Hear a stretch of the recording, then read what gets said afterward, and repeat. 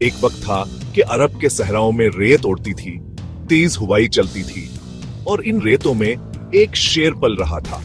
वो कोई आम इंसान नहीं था, वो था खालिद बिन वलीद जैक, जिसे बाद में सारी दुनिया ने कहा अल्लाह की तलवार। खालिद भी बचपन से ही बहादुर थे। खेलते वक्त भी ऐसे दौड़ते थे जैसे शेर शिकार पर निकलता है।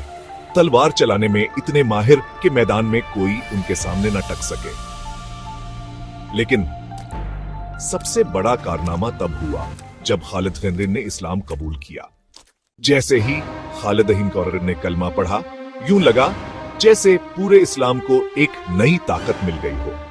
नबी पाक सल्लल्लाहु अलैहि वसल्लम ने इनको दुआ दी, खालिद तुम अल्लाह की तलवार हो जो कभी शिकस्त नहीं खाएगी। फिर वो दिन आया, जंगे मोता का दिन। 3 बड़े मुसलमान सपा सालार शहीद हो चुके थे। लश्कर घबरा गया था। तब एक आवाज गूंजी, खालिद बिन वलीद को लश्कर का अमीर बना दिया जाए। खालिद ने कमाल बहादुरी से दुश्मन के लाखों फौजियों के दरमियान अपनी छोटी सी फौज को ऐसा घुमाया, ऐसा संभाला कि दुनिया हैरान रह गई। दुश्मन समझा कि मुसलमानों को नई ताजा कमक आ गई है।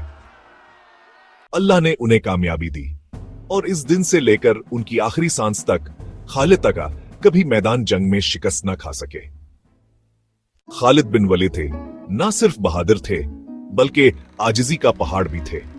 उनकी सबसे बड़ी ख्वाहिश ये थी कि अल्लाह की राह में शहीद हो जाए। मगर तकदीर ने कुछ और लिखा था।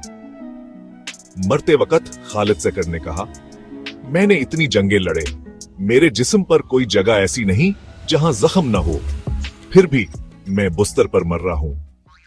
इनकी आंखों में आंसू थे मगर उनका दिल मुतमईन था, क्योंकि वो जानते थे अल्लाह की तलवार कभी टूटती नहीं, वो हमेशा कायम रहती है।